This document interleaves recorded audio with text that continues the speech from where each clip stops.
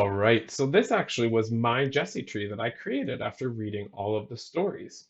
So when you're done, and this is agreed upon with your teacher, so maybe your teacher and you decided to only read 4 or 5 of the stories, or 5 or 6, or maybe you did the first week of stories. But when you're done choosing all of the symbols for your Jesse tree that you're supposed to, okay, then we're going to do a reflection on it. So this is my Jesse tree. I'm going to talk about some of the symbols that I chose and how they connect to the story.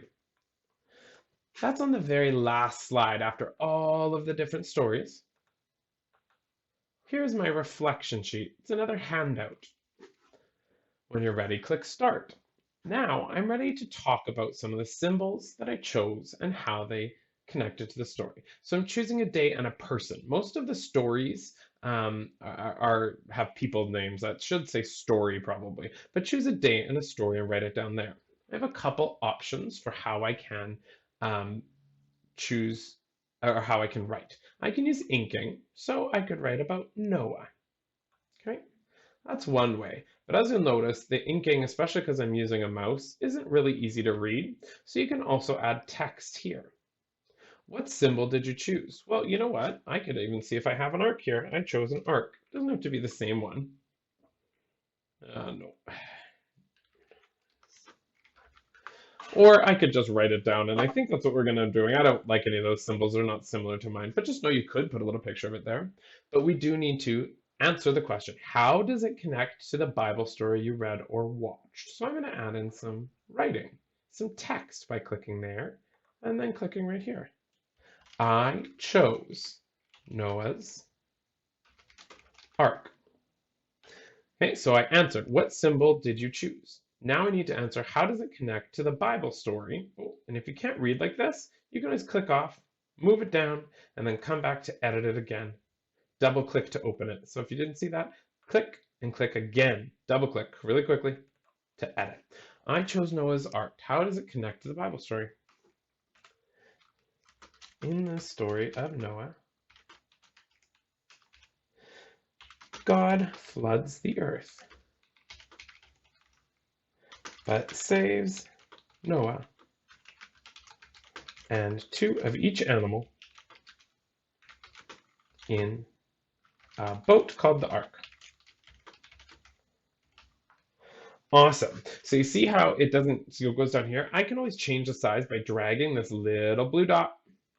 I can also change the size of my writing by selecting it all and changing it here. If I wanted it to be smaller or maybe bigger, doesn't really matter. And I can also move my writing around after. So this is that last step. We're reflecting on some of the stories and how the symbols connect to the stories.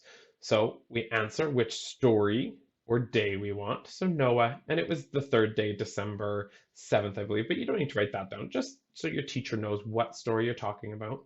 And then make sure you tell them what symbol you chose. I chose Noah's Ark. And how does it connect? This is the most important part. How does it connect to the story? What does it tell you about the story? What does it remind you of the story? Symbols help remind us of things. So the ark helps me remind that God made a promise. I could add that in too. I didn't say that. I'm going to add that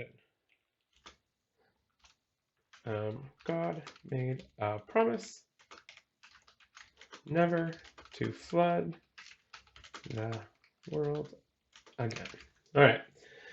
But anyways, as after we've answered all 3, so pick 3 different days. Maybe I don't remember which one I want. Remember, you can always go back to your Jesse tree. Yours will be right here.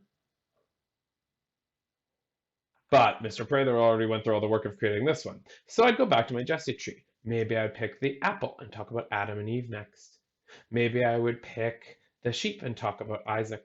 Maybe I would pick the basket and the baby and talk about Moses. I don't know. Pick 3 symbols and stories that you can connect with.